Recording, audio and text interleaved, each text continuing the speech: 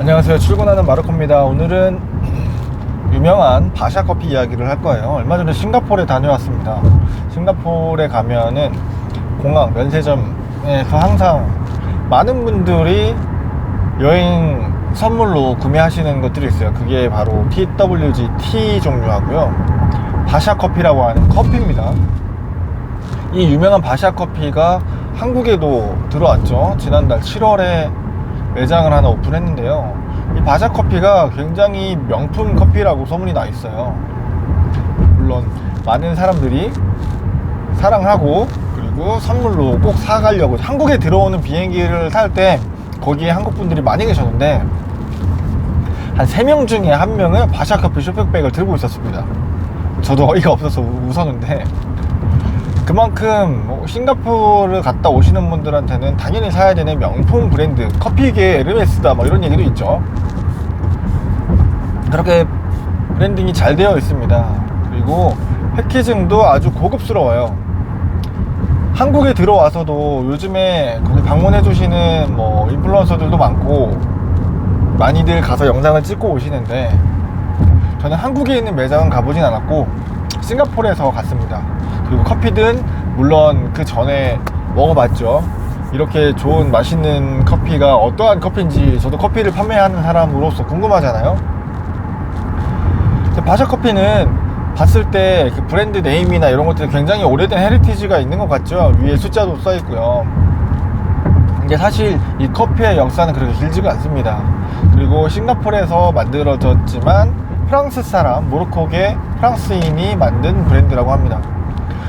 그 바샤 커피를 알기 전에 먼저 알아봐야 될 거는, 바샤 커피의 브랜드 그 네임이랑 로고랑 그리고 매장에 가면 볼 수 있는 그런 감성들이랑 MD 상품들의 진열 방식, 이런 것들이 굉장히 TWG랑 흡사해요. 유명한 싱가포르를 대표하는 티 브랜드가 있는데요. 요거는 아마 카페들 가보시면 이 TWG의 티를 사용한다라는 매장들도 있을 거예요. 이거를 좋은 티를 팝니다, 다양하고 맛있는 티를 팝니다 하면서 우리가 사용하고 있는 티 회사의 이름을 노출시키면서 판매를 하고 있는 곳들이 있는데, 그리고 오프라인 티 매장도, 전문 매장도 있습니다. 이 TWG라고 하는 유명한 티 회사를 창립한 사람이 아까 그 바샤 커피를 만든 사람이랑 동일 인물이에요.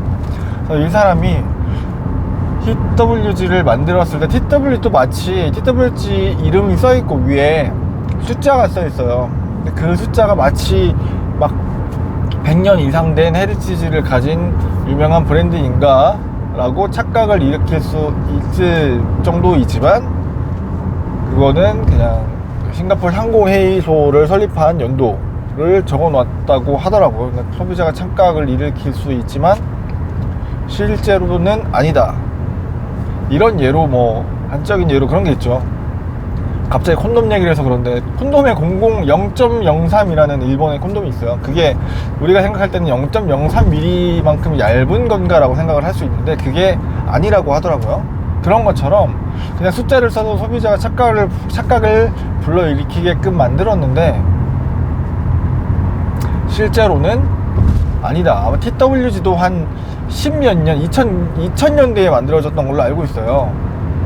그리고 바샤 커피는 채 5년도 안 됐을 겁니다. 2, 3년 됐을라나? 아무튼 이렇게 만들어진 브랜드가 있는데, 이 브랜드의 커피 가격이 엄청나게 비쌉니다. 지금 매장을 오픈한 청담점에서도 아메리카노가 아이스가 16,000원이라고 하고, 뭐 브랜드나 종류 그리고 주정자 팟 메뉴에 따라서 가격이 우리가 일반적으로 가는 카페들보다 더 비싸요. 뭐 스페셜티 커피나 뭐 제3의 물결이다 뭐 이러면서 유명한 카페들이 한국에 많이 오픈을 했잖아요. 블루버틀도 있고 아라비카 커피도 있고 얼마 전에 오픈한 인텔리젠시아도 있고, 대표적인 스타벅스나 스타벅스 리저브도 있을 텐데요. 이런 브랜드들의 한 3배 정도 되는 가격으로 커피를 팔아요. 그리고 뭐 음료뿐만 아니라 원두나 드립백 이런 것들도 훨씬 더 비싸게 판매하고 있습니다. 사람이 들어가면 일일이 직원들이 붙어서 설명을 해주고, 아주 잘 만들어진 고급스러운 패키지를 넣어가지고 커피를 제공을 해주고요. 심지어 영수증을 넣어줄 때도 작은 카드에다가 만들어서 넣어줘요.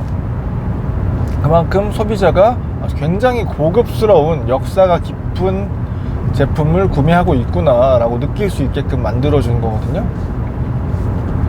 그래서 커피를 먹어봤죠. 사실 커피를 딱 먹었던 그 맛은 실망스러웠어요. 커피의 맛이 호불호가 있다고 하잖아요. 근데 이 커피는 커피를 전문적으로 평가하고 음료를 생두를 수입하고 소싱을 하고 이런 입장에서 사실 저뿐만 아니라 커피를 판매하고 있는 커피를 업으로 하는 로스터리나 생두를 구매하시는 분들도 다 동일한 생각을 하실 거예요. 커피의 품질이 그렇게 좋지가 않습니다. 우리가 좋은 커피, 제가 얼마 전에 영상을 찍었죠. 게이샤 커피라든가 SC에서 높은 점수를 받거나 COE에서 등수가 높은 커피라든가 이런 커피들에 대해서 왜 이런 커피들이 가치가 있고 더 비싸게 판매되고 있는지, 왜 경매를 통해서 양은 많지 않은데 많은 사람들이 그 좋은 커피를 사기 위해서 더 높은 가치를 지불하려고 비딩을 하는지에 대해서 말씀을 드린 적이 있는데, 그렇게 좋은 품질의 커피가 아닙니다.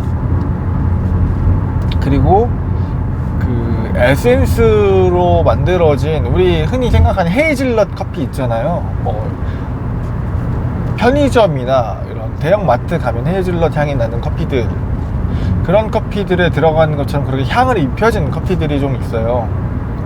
그렇다 보니까 이 커피가 제대로 된 가치의 평가, 온전한 재료, 온전한 그 커피의 가치는 지금 판매하고 있는 가치보다 현저하게 떨어지는 게 맞아요. 그리고 우리가 좋은 커피, 신선한 커피, 맛이 있는 커피라고 하는 그런 커피들은 출처가 명확하고, 그 커피들이 로스팅된 지 얼마 안 된 커피, 그리고 그 커피가 로스팅된 날짜가 명확하게 적혀져 있는 이런 커피들을 더 좋은 커피라고 저희가 안내를 하고 교육을 하고 있단 말이죠. 근데 바샤 커피는 사실 그렇지가 않았습니다. 그래서 제가 생각하는 바샤 커피는 커피의 품질 면에서는 그 가치에 합당한 가격을 매겨져 있지 않고 좋은 커피는 아니다라고 생각을 하는데, 그 바샤 커피라고 하는 그 브랜드에 대해서는 굉장히 높은 평가를 하는 게 좋을 것 같아요. 예를 들면 이런 거죠. 우리가 명품이라고 하면 장인이 한 땀 한 땀 만들어서 생산되는 양이 몇 개 없다, 1년에 이런 식으로 해가지고 높은 가치를 받을 수 있어요. 비교할 수 없을 만큼. 저는 그런 것들에 대해서는 우리는 명품이라고 부르잖아요. 좋은 것이라고. 그리고 예를 들어서 이번에 얼마 전에 게이샤 옥션을 통해 가지고 1, 2, 3등이 이미 정해졌고, 이번에 2등을 우리나라에 있는 회사 여러분들이 같이 한 10kg 정도를 구매했다고 본 SNS가 있고요. 이게 2등이라고 하면 1kg에 한 480만원 정도 되는 커피라고 해요. 이렇게 품질면으로나 가치가 있는 커피라서 그 커피가 비싸게 팔리는 거는 저는 좋은 일이라고 생각을 하는데요. 그 커피에 대해서, 원재료에 대해서는. 근데 그 정도의 커피가 아니라 굉장히 저렴한 저가의 커피를 가지고 포장지를 고급스럽게 하고, 아니면은 좋은 맛과 향을 만들어 가지고 넣어서 커피를 그렇게 비싸게 판다라는 거에 대해서는 조금 의아합니다. 의아한 게 아니라 잘 하고 있는 거긴 하죠. 바샤 커피가 굉장히 자신들의 브랜드를 잘 포장해서 사람들에게 선택을 받은 거니까, 그리고 그만큼 사람들이 혹할 수 있게 그 커피의 브랜드를 만드는 거잖아요. 근데 저는 한번 바샤 커피를 그렇게 해서 먹어보고 나서 그 후로는 사 먹진 않아요. 그리고 여러분들도 바샤 커피를 한 번쯤은 경험해 보는 거는 나쁘지 않다라고 생각을 해요.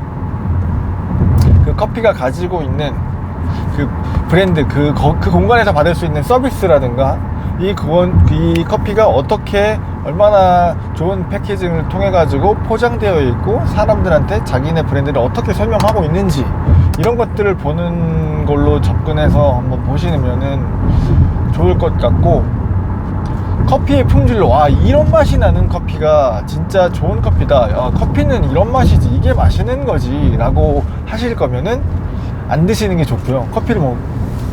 커피 원물에 대해서 공부를 하시려면은 한 번 정도 맛 보고 이런 게 있구나 라고 하시는 게 좋다라고 봐요.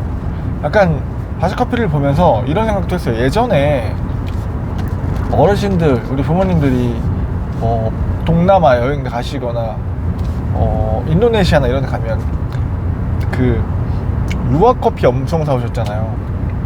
루아커피 좋은 거라고, 비싼 거라고, 진짜 맛있는 커피라고 사오셨는데 약간 그런 느낌이에요. 루아커피라고 하는 그 브랜드가 가지는 상징성, 그리고 희소함이랑 이 공간, 이 나라에서는 이거를 사가야 된다라고 하는 그런 포지셔닝이 되게 잘 된 거잖아요. 그 루아커피라고 하는 게 그렇게 브랜드가 형성된 거잖아요. 그러다 보니까 많은 분들이 가서 양식장에서 만들어진 찍어낸 루아커피를 가지고 비싼 가격에 갖고 와서 터무니없이 낮은 품질의 커피를 비싸게 사가지고 먹고 이 커피가 맛있는 거다, 이렇게 비싼 커피를 주고 산 커피는 맛이 없을 리 없다 라고 하면서 하는 거랑 저는 비슷한 맥락이라고 보거든요. 그래서 커피의 품질과 커피의 맛으로서 바샤커피를 접근하신다면 저는 그거에 대해서는 그렇게 하지 않는 것이 좋다. 기호니까 딱히 맛이 있어, 나는 바샤커피가 제일 맛있어 라고 하시면은 저는 사실 할 말은 없지만, 커피 산업에서 커피의 품질을 평가하고 그리고 그 커피가 그 온전하게 원물로서 가치를 제대로 받고 있는가에 대해서는 바샤커피는 굉장히 브랜드의 힘을 많이 가져갔다라고 생각을 합니다. 기회가 되시면 한 번 정도 드셔보시고요. 너무 많이 안 드셔도 될 것 같아요. 좋은 경험 해보시고요. 다음에는 다른 커피 브랜드 이야기를 한번 해볼게요.